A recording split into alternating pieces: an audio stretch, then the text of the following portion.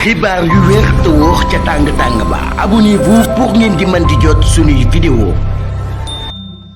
jërë ngeen jëf ci ànd gi ak ñun ci chaîne bii di Buzz 221 HD dañ koy commencé ci làmb démb jë Balla Gaye 2 ak Siteu daal di nañuy bëree Siteu daal di nay jommal gaynde ga nekkoon ca Géejawaay Simba Siteu daal di na koy daan nangu couronne bu empereur bi mu yoroon kon jamono ji ñu xam ni Siteu moom mooy l'empereur des arènes ginnaaw bi nga xam ne daan nay daan Balla Gaye 2 ci ab jël bu kenn dul werante démb Géejawaay kenn nelawul ginnaaw bi nga xam ne ca Daouda Fall Moussa Ndoye daan na koy daan le 19 le 20 Dame Junior ñëw naan di Fall teg ko ci Coly Faye daan Gàkku de Balla Gaye 2 Siteu daal di ko koy def dem ñibbi jàmm gën yóbbu li nga xam ni moo di couronne bi nga xam ni moom mii moo taxoon ñu daal di koy defar moom Balla Gaye nag ginnaaw combat ba bari na ay commentaire lool ñuy wax ni dafa blessé ci genou bi loolu li ñu bari doon xam leen daal moo tax Balla Gaye daal di ñàkk boobu lépp combat ba ñenn sax doon sàkku ni Balla Gaye 2 warutoon a bëree boobu lépp combat ginnaaw ba mu xamee ni dafa blessé loolu lenn ci ay supporteram ñoo ko doon xamle jamono ji nga xamee ni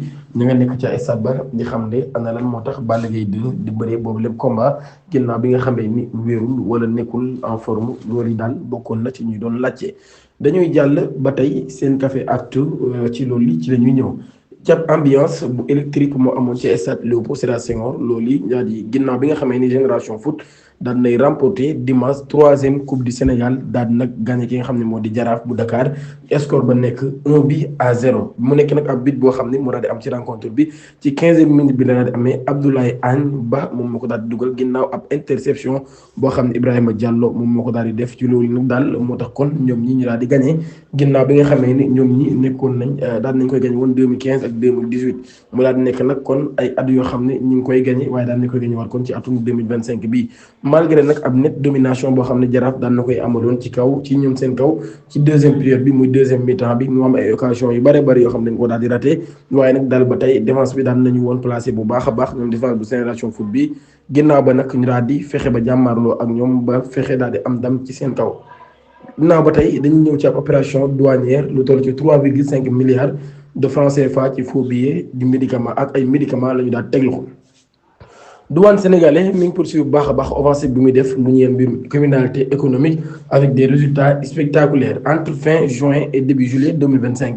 unité boobee daal nay teg loxo lu toll ci 3,58 milliards de francs CFA lu jëm ci wàllum faux billets ak quantité bu am solo lool ci ay médicaments yoo xam nag contrefait la ba tey ab communiqué boo xam ne division de la communication et des relations publiques de la DGD Fatick brigade mobile des douanes daal nay intercepté le 28 juin 679 coupures en euros dissimulées dans des cartons pour un contre-valeur de 3,39 milliards de francs CFA ba tey ñaar nit lañ ci daal teg seen loxo daal leen di arrêté daal leen di déféré ca parquet financier ba tey quelques jours ginnaaw loolu le 17 juillet brigade mobile bi bu nekk ci Nioro daal na teg loxo 3400 coupures de $100 mu nekk nag ay billets noirs ci ab auberge bu nekk ca Kaolack mu toll ci ab valeur bu toll ci 191 millions de francs CFA principal suspect bi nag daal moom mi ginnaaw bi nga xamee ni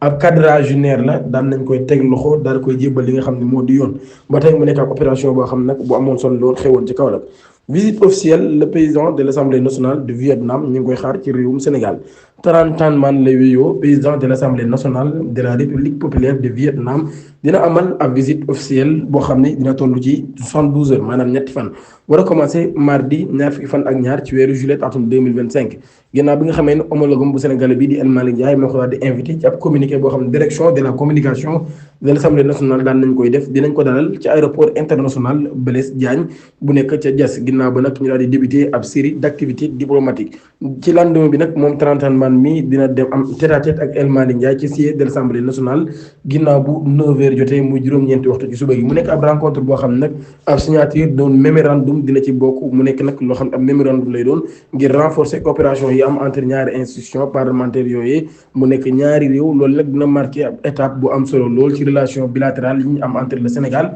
et le Vietnam.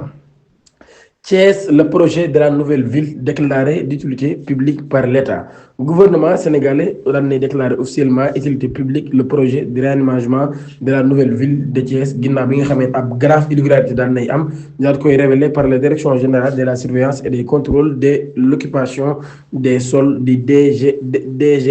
DSCOS ba tey mu nekk ab décret boo xam ne nag daan nay visé ngir instaurer ab cadre de vie boo xam ne bu am solo lay doon waaye tamit nekk bu durable waaye ba tey loolu kon ñu daal di nag nekk mbir moo xam ne bëgg nañ am ab planification bu am solo lool mu nekk ab planification urbaine loolu ministre des finances Cheikh Diba moom moo ko daal di xamle relance ci wàllum projet bi nag daal dina am ginnaaw boo xamee ne ci ab contexte bu tendu la marqué par des révélations sur des attributions illégales des parcelles à d'anciens responsables. Le directeur de la DSCOS Amadou Ousmane Ba daal na dénoncé ab situation boo xam ni situation bu doy waar la ak ay pratiques yoo xam nag dafa jàpp nag daal pratiques yu choquant la mu nekk nag ab commission ad hoc boo xam ne bëgg nañ koo taxawal sax daan taxawal ngir auditer ñin jàpp nag daal ñoom ñi ñoo def jéeya junni mel wala mbir yooyu ñu tudd dañ ci ñëw ci ki nga xam ni moo di Cheikh Thioro Mbacké mi ngi plaider ngir nomination des militants du Pastef ci poste yu am solo yi moom mu nekk vice-président de l'Assemblée nationale Cheikh Thioro Mbacké daan nay woo le président Bassirou Diomaye Faye ak le premier ministre Ousmane Sonko ñu daal di jiital militants yu Pastef yi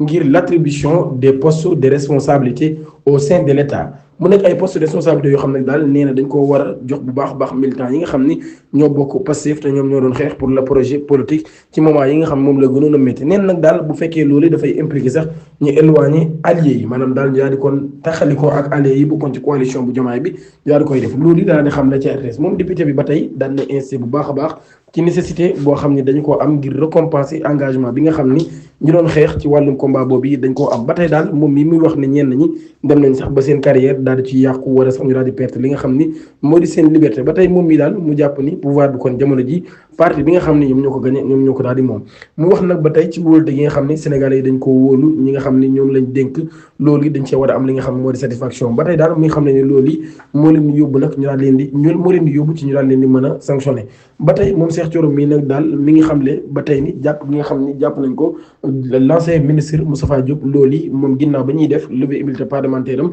wóotuwul benn yoon ndax dafa nëtër ndax daal moom mi ngi xam ne ni nag Ousmane Sonko mënul amoo annoncé ab compte bu am 1000 milliards ba pare ñu ko fay bàyyi di def leneen loolu kon moo tax mu xam ne ni Moustapha Diop daf koo daal di convaincre ba tey moom Cheikh Thioro Mbacké ci kàddu yi nga xam ni yëkkati na ko mi ngi doon sàkku tamit ñu daal di fay jëlee ki nga xam ni moo di ministre bi yor wàllum yoon ak ministre bi nga xam ni moom moo yor mbirum armée mooy ministre des forces armées ñoom ñaar ñeneen daal Cheikh Thioro jàpp na ni kon mbirum justice noonu yoon amu fi moo tax muy jàpp ni daal ñu nekk ci secteur yooyu yëpp dañ leen faa war a jëlee ba tey moom Cheikh Thioro Mbacké mi ngi xam le ni moom saa yu ne dina jot ay saaga ak ay menaces yoo xam ne daf koy daal di dégg ba tax moom mii muy xam le ni daan nay am ay plainte yu bari yoo xam ne daan na koy déposé ca fi nga xam ni moo di procureur bu Diourbel waaye loolu yi ba tey mujjul fenn muy jàpp nag daal kon ba tey réew mi dafa am kumba am ndey am kumba amul ndey justice amu fi ñaan ak Ousmane Sonko ba tey yoon daf leen a een waaye sax dafa een ki nga xam ni moo di Ousmane Sonko loolu yi la xam leen daal magistrat yi kon dañoo een Ousmane Sonko ak waa Pastef leen di ci takk ndër yi tamit dañoo een Ousmane Sonko ak waa Pastef